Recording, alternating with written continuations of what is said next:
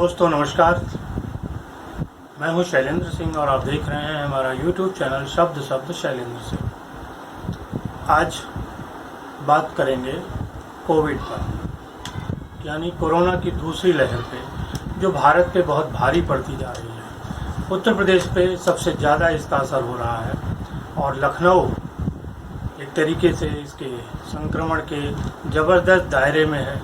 लोगों का कहना है कि लखनऊ चीन का जो वुहान शहर था वो बनने की रास्ते पे चला गया है।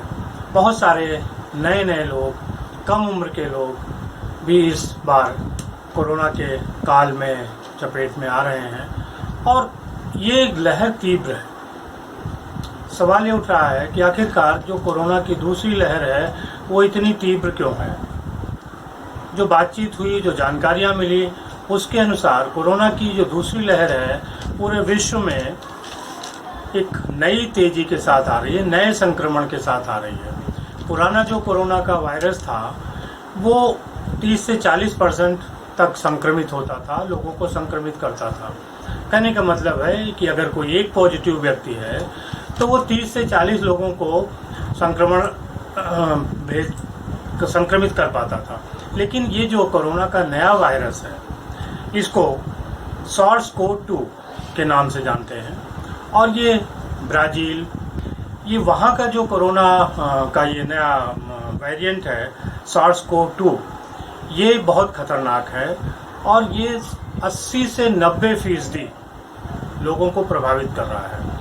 कहने का मतलब ये है कि अगर इस वायरस से संक्रमित कोई व्यक्ति है तो वो 80 से 90% और लोगों को संक्रमित कर सकता है। और जहां पिछला जो कोरोना का वायरस था वो धीरे धीरे बॉडी पर अटैक करता था, पहले गले में जा रहता था, उसके बाद धीरे धीरे लंग्स तक यानी फेफड़ों तक पहुंचता था। लेकिन ये जो नया वायरस है, कोरोना की दूसरी लहर जो लेके आया है, ये बहुत तेज़ी से सांस की नली के जरिए फेफड़े तक पहुंच जा रहा है और जितनी जल्दी फेफड़े तक पहुंच जा रहा है वहाँ पे ऑक्सीजन की कमी कर रहा है और ऑक्सीजन की कमी से लोगों की मृत्यु हो रही है। ज़्यादातर जो मामले हैं उसमें पिछली बार देखा गया था कि ये उन लोगों पे अटैक कर रहा था जिनकी एज अधिक थी, जिनकी उम्र अधिक थी या वो किसी दूसरी बीमारी से ग्रसित होते थे। लेकिन कोरोना की दूसरी लहर का जो ये SARS-CoV-2 वायरस है, ये नए लोगों पर भी असर कर रहा है, उन लोगों पे भी असर कर रहा है जिनको कोई बीमारी नहीं रही है। लिहाजा ये बहुत घातक हो रहा है और इसकी वजह से जो टाइम है वो ज़रूरी नहीं है। पिछली बार होता था कि एक हफ्ते, दो हफ्ते तक लोग उसकी परिधि में रहते थे, उसके बाद उनके साथ कोई कैजुअलिटी होती थी। लेकिन ये वायरस बड़ी तेज़ी से 2, 3, 4 दिन में ही जो है लोगों को अपनी चपेट में ले रहा और एक वायरस अपने साथ साथ जो उसके आसपास के लोग हैं उन पे भी बहुत घातक हो रहा है। तो इस वायरस से और सतर्क रहने की ज़रूरत है। इस बार जो मास्क है वो 3 लेयर मास्क का यूज़ करना पड़ेगा। जो सर्जिकल मास्क है उसके ऊपर आप कपड़े का मास्क लगा सकते हैं। जो डोरी वाला मास्क है वो बहुत इफ़ेक्टिव हो रहा है। इससे बचने के लिए आपको 100 गुना सतर्कता बरतनी पड़ेगी।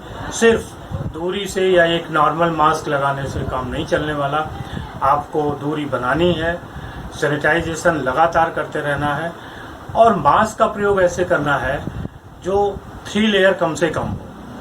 जिन मास्क में कोई छेद है या कोई माइक लगा है वो मास्क बिल्कुल मत लगाइए।